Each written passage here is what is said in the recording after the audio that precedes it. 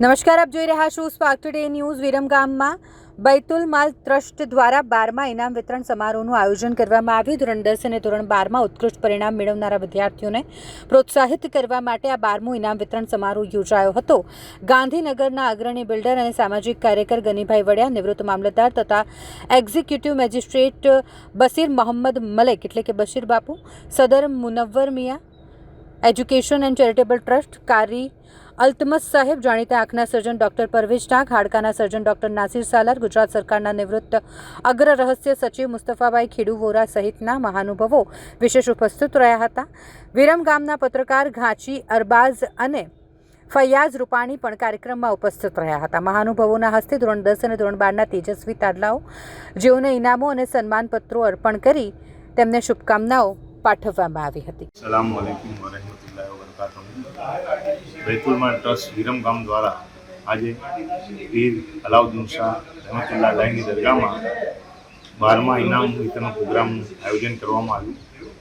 આ પ્રોગ્રામમાં 70%થી ઉપરના વિરમગામના મુસ્લિમ કોમ્યુનિટીના 83 બચ્ચાઓએ અલ્હમ્દુલિલ્લાહ ભાગ લીધો અને આ પ્રોગ્રામને સફળ કરવા માટે આમંત્રિત મહેમાનોમાં જનાબ ગનીભાઈ વડિયા સાહેબ, અગ્રણી બિલ્ડર અને સામાજિક કાર્યકર ગાંધીનગર, જનાબ બશીર મોહમ્મદ મલેક સાહેબ, મામલતદાર અને નિવૃત્ત મામલતદાર, એક્ઝિક્યુટિવ મેજિસ્ટ્રેટ, એમના સાથે અતિથિ વિશેષમાં મૌલાના કારી અલ્તમસ સાહેબ, સદર જામિયા જે ચલાવે છે એ, એમના સાથે ડૉક્ટર નાસિર સાલાર સાહેબ, ડૉક્ટર પરવેશ ડાક સાહેબ અને જનાબ મુસ્તફા ખેડુ વોરા સાહેબ આ પ્રોગ્રામમાં ઉપસ્થિત રહ્યા અને વિરમગામ સમાજમાં આપણા કોર્પોરેટરો, આગેવાનો, વાલીઓ અને ટ્રસ્ટના તમામ સાથીઓએ આ પ્રોગ્રામમાં હાજર રહીને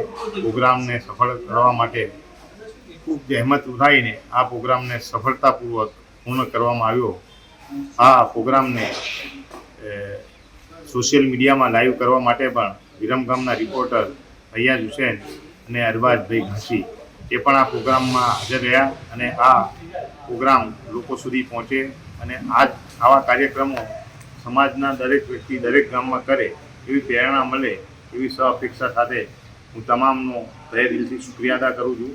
અને અલ્લાહ તાલા અમને તંદુરસ્તી અતા ફરમાવે. આવતા સમયના બી અલ્હમ્દુલિલ્લાહ આવા કાર્યક્રમ વધે અને આ કાર્યક્રમોમાં આપણા વિદ્યાર્થીઓની 70% ઉપરના વિદ્યાર્થીઓની સંખ્યા વધતી જાય એવી શુભેચ્છા સાથે સલામ.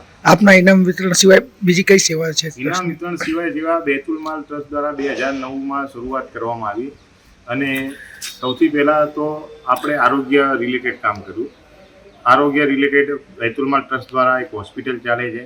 અત્યારે હાલ પૂરતી ખાલી ઓપીડીની વ્યવસ્થા રહે છે, સવારે 10 થી 1 અને સાંજે 5 થી 7. એમાં ફક્ત 20 રૂપિયાની ફીસથી એક દિવસની 3 ટાઈમની દવા દેવામાં આવે છે અને ડાયગ્નોસિસ કરવામાં આવે. બીજી ટ્રસ્ટ દ્વારા બીજી જે સેવા આપવામાં આવે છે, દર વર્ષે બૈતુલ માલ ટ્રસ્ટ દ્વારા રમઝાન માસમાં નીકળતી જમાતનું કલેક્શન કરીને વિરમગામમાં રહેતા જે લોકો વિધવા બહેનો છે અને જેમને કોઈ રોજીના સાધન નથી એવા 200 થી 250 જેટલા જે કેન્ડિડેટ છે એના જકાતના હકદારો જે જકાતના મુસ્તહિક છે એવા લોકોને એમના કાર્ડ બનાવવામાં આવે છે અને દર વર્ષે એ લોકોને અલ્હમ્દુલિલ્લાહ 1500 રૂપિયા જે રીતનો સમય હોય એ રીતે રોકડ રકમ અથવા તો કીટ આપીને અત્યાર સુધી 2009થી અત્યાર સુધી હર વર્ષે આ પ્રોગ્રામ બી કન્ટિન્યુ ટુ જે રીતે ઇનામ વિતરણનો પ્રોગ્રામ છે. એના સિવાય જ્યારે અત્યારે સિઝન છે હજના ફોર્મ ભરવાની, તો હજના ફોર્મ બી સંસ્થા દ્વારા ભરવામાં આવે છે.